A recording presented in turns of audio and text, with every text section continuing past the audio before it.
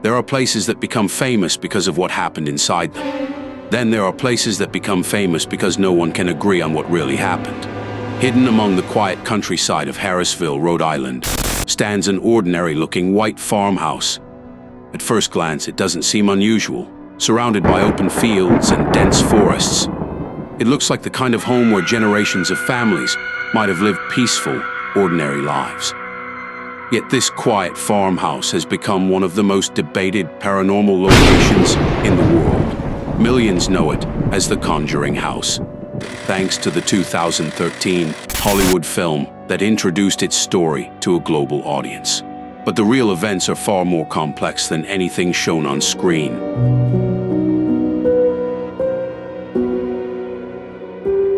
Unlike many ghost stories that rely only on rumors, this case is supported by interviews, historical records, eyewitness testimonies, and investigations spanning several decades. At the same time, almost every paranormal claim has been challenged by historians, psychologists, and skeptics. Some believe the Perron family experienced genuine supernatural activity. Others argue that stress, suggestion, old buildings, and the imperfections of human memory slowly transformed ordinary events into one of history's most famous ghost stories. More than 50 years later, there is still no answer that satisfies everyone. And perhaps that uncertainty is exactly why this story refuses to die. To understand why this farmhouse became so famous, we have to travel back long before the Perron family, before paranormal investigators, and long before Hollywood turned it into a horror franchise. Historical records suggest that the farmhouse was built around 1736, when Rhode Island was still part of the British colonies. The property belonged to the Arnold family, one of the earliest settler families in the region.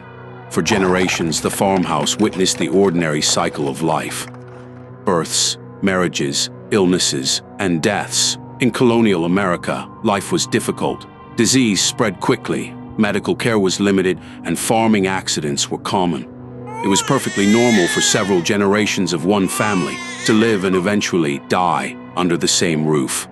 Today, paranormal enthusiasts often point to the number of deaths connected to the property as evidence that the house absorbed centuries of tragedy. Historians strongly disagree.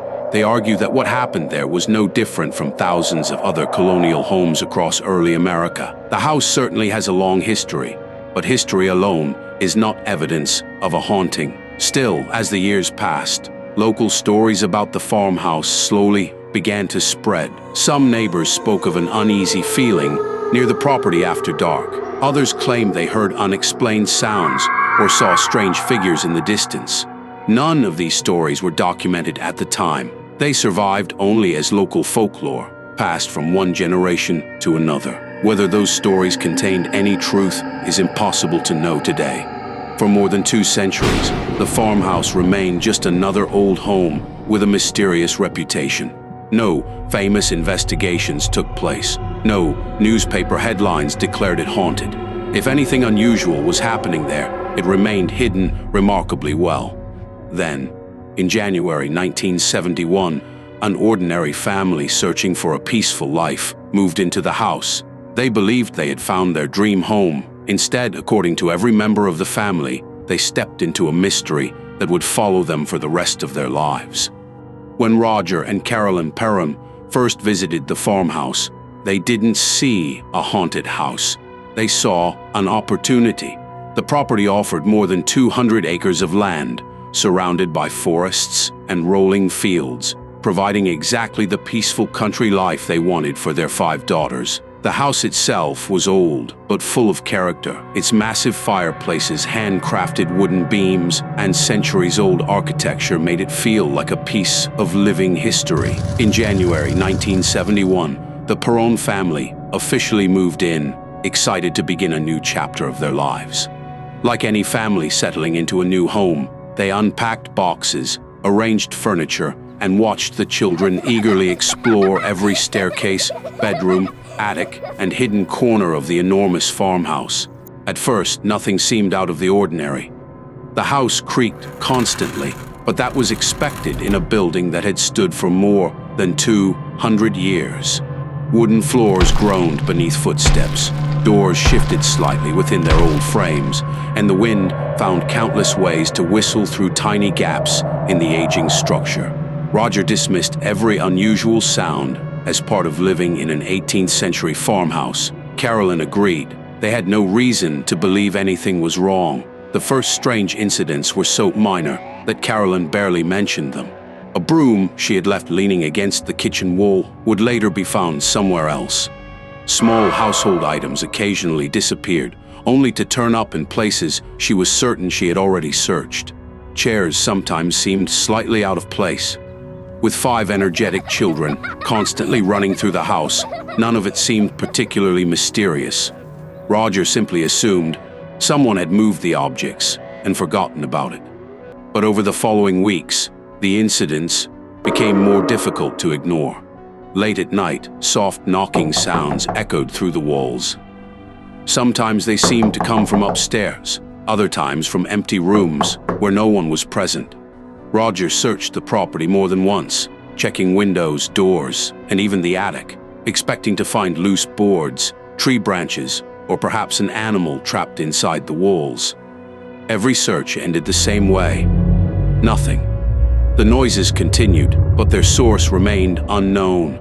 Carolyn soon noticed something even stranger. At unpredictable moments, an unusual smell would drift through parts of the house. Sometimes it resembled fresh flowers, almost pleasant and comforting. Other times it carried the unmistakable odor of decaying flesh. The smell would appear suddenly, linger for only a few minutes, and then vanish completely. There were no leaking pipes, no dead animals hidden in the walls, and no obvious explanation. Roger believed there had to be one, but despite searching the house repeatedly, he never found the source. Then the family's dog, Sadie, began acting in a way that deeply unsettled Carolyn. Normally calm and affectionate, the dog reportedly became reluctant to enter certain parts of the farmhouse. On several occasions, Sadie refused to come inside at all, even during freezing winter weather. To believers in the paranormal, unusual animal behavior is often considered significant, based on the idea that animals may sense things humans cannot. Skeptics, however, point out that dogs react to countless natural stimuli. Strange smells, wildlife beneath the floorboards, or sounds far beyond the range of human hearing. By itself, Sadie's behavior proved nothing, but to the Perrons it became another piece of a growing puzzle. The most unsettling experiences, however, came from the children. One by one, the daughters began describing things they insisted they had seen. At first, Roger assumed they were simply frightened by an unfamiliar house. After all, an isolated colonial farmhouse with dark hallways and endless rooms could easily fuel a child's imagination. But what caught his attention was that the girls weren't telling the same story together. They described their experiences separately, often without knowing what their sisters had already said. And despite the differences, one detail remained consistent. They all believed they weren't alone in the house. The Perrons had moved into the farmhouse searching for peace and a fresh start. Instead, only a few months after arriving, they found themselves questioning whether the strange events around them were merely coincidences or the beginning of something they couldn't explain. As the months passed, the Perron family claimed that the strange incidents inside the farmhouse became more frequent. What had begun as unexplained noises and misplaced objects slowly evolved into experiences they found much harder to dismiss. The daughters described hearing footsteps crossing the wooden floors long after everyone had gone to bed. Doors that had been carefully closed were sometimes found standing open the next morning. On quiet nights, faint whispers seemed to drift through empty hallways, but whenever someone followed the sound, there was no one there. The children also began reporting something even more unsettling. Several of the daughters claimed they had seen figures inside the house. One later described an elderly woman who appeared briefly in her bedroom before vanishing without a word. Another remembered seeing a silent man standing in a doorway, watching her for only a few moments before disappearing. According to later interviews, none of these figures behaved violently. They simply appeared, remained for a few seconds, and then were gone. Roger Perron still searched for ordinary explanations. He believed the old house, combined with the imagination of young children, could explain much of what they were experiencing. Large colonial homes create unusual shadows. Moonlight passing through old glass windows can distort familiar objects, and constant creaking noises can easily make someone believe another person is walking nearby. Roger refused to accept the idea that ghosts were living in the house, but Carolyn was becoming less convinced by those explanations. Determined to understand the property's past, Carolyn began researching the farmhouse's history. She visited local libraries, searched public records, and spoke with longtime residents of Harrisville. She hoped to discover whether previous owners had experienced anything similar or whether the strange events in her home had a simpler explanation. Instead, one name appeared repeatedly during her research: Bathsheba Sherman. Today, Bathsheba is often described as the central figure in the legend of the Conjuring house. However, separating historical fact from folklore is extremely important. Historical records confirm that Bathsheba Sherman was a real woman who lived in Rhode Island. During the 19th century, she married a local farmer named Judson Sherman and spent much of her life in the area. Beyond those facts, however, the story becomes far less certain. According to local folklore, an infant died while under Bathsheba's care, leading some neighbors to suspect that she had caused the child's death. Historical documents do show that an infant died and that an investigation followed. However, no court ever convicted Bathsheba of murder, and no surviving records prove that she intentionally harmed the child. Over time, rumors began spreading throughout the community. Some people claimed she practiced witchcraft. Others believed she had made a pact with dark forces, yet historians have found no reliable evidence to support those accusations. Like many stories passed down through generations, the legend grew with every retelling. What may have started as neighborhood gossip slowly transformed into a tale of curses, witchcraft, and revenge. By the 20th century, many local residents spoke about Bathsheba as though the stories were established historical facts, even though much of the evidence simply didn't exist. For Carolyn Perron, however, those distinctions became increasingly difficult to separate. The more she learned about Bathsheba's reputation, the more convinced she became that the legend was connected to the unexplained events inside the farmhouse.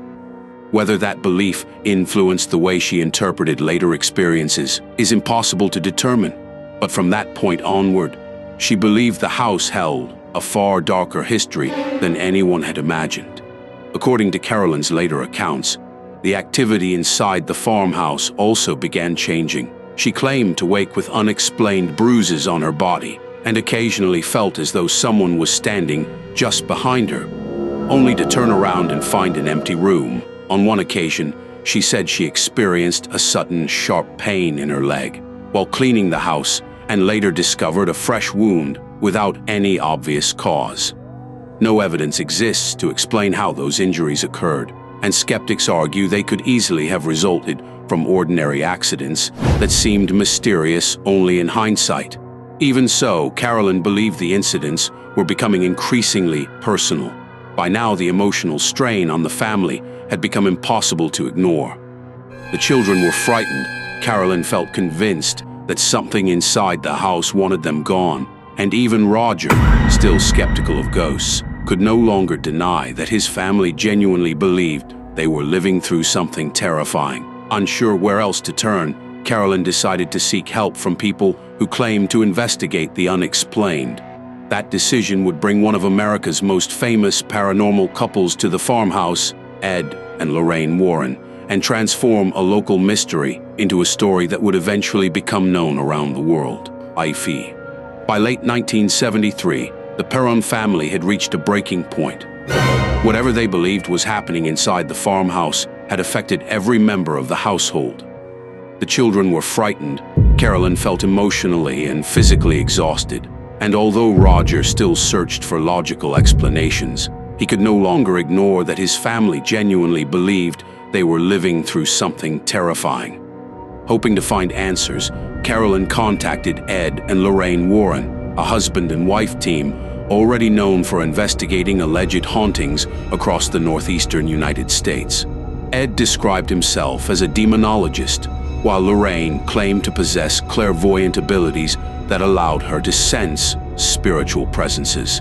Their methods were controversial even then. Supporters believed they helped families experiencing unexplained events, while critics argued that many of their conclusions relied more on personal belief than scientific evidence.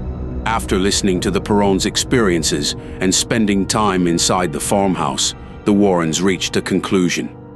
They believed the family was not imagining the disturbances. In their opinion, a hostile spiritual presence existed within the house, and they believed it was focused primarily on Carolyn.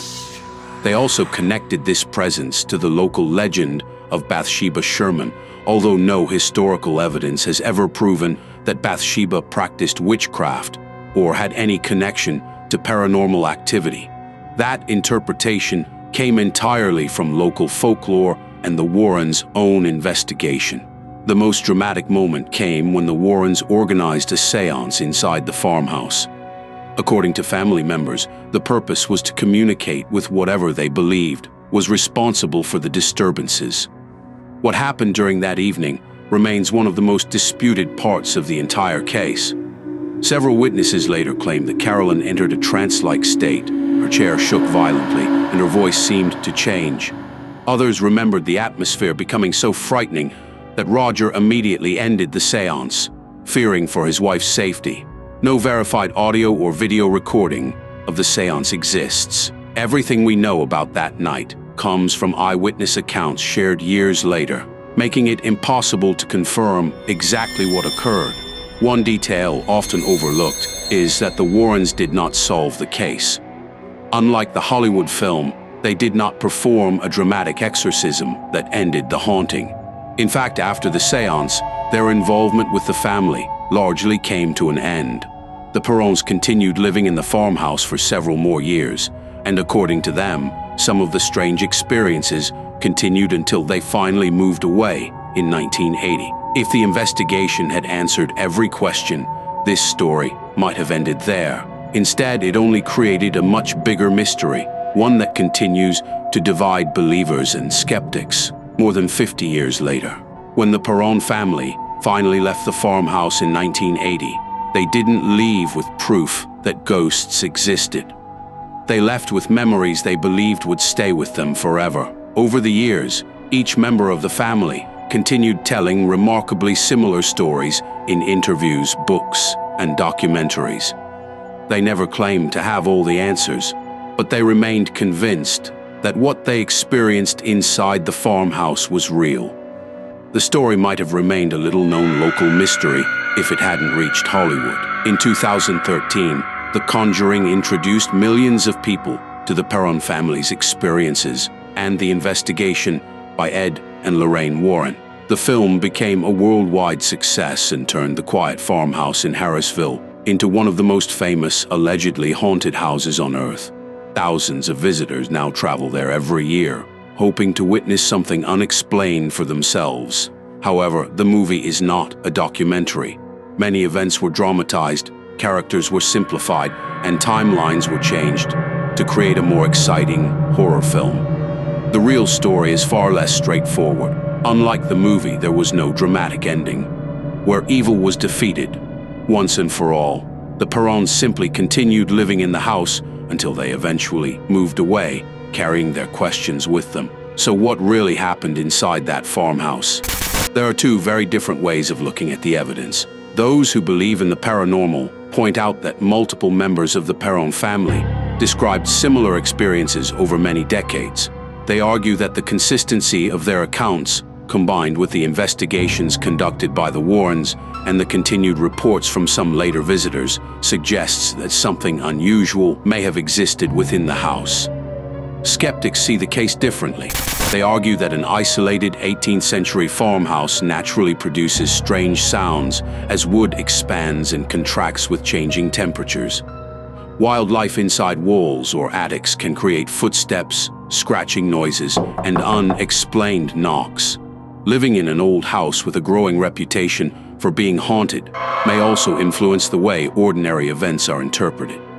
Psychologists refer to this as expectation bias. Once people begin believing a place is haunted, they become far more likely to notice and remember unusual experiences while overlooking ordinary explanations. Human memory can also change over time, especially when stories are retold over many years.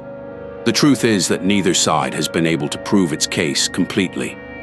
No scientific investigation has produced conclusive evidence that ghosts existed inside the farmhouse. At the same time, no one has fully explained why the Perron family continued standing by their experiences for more than 50 years without changing the core of their story. History confirms that the farmhouse is real. The Perron family is real. Ed and Lorraine Warren were real. Even Bathsheba Sherman was a real historical figure, but the connection between those facts and the supernatural remains unproven. Perhaps that's why the Conjuring house continues to fascinate people around the world. It exists in the space between history and legend, where documented facts end and personal experiences begin. Whether the Perrons encountered spirits, misunderstood a series of ordinary events, or experienced something that modern science has yet to explain, is a question that remains unanswered. And maybe that's what makes this case so enduring, because the greatest mysteries aren't always the ones with the most evidence. They're the ones that leave just enough uncertainty for every generation is asked the same question again. Was the Conjuring house truly haunted, or did one family's terrifying experiences become one of the greatest paranormal legends ever told?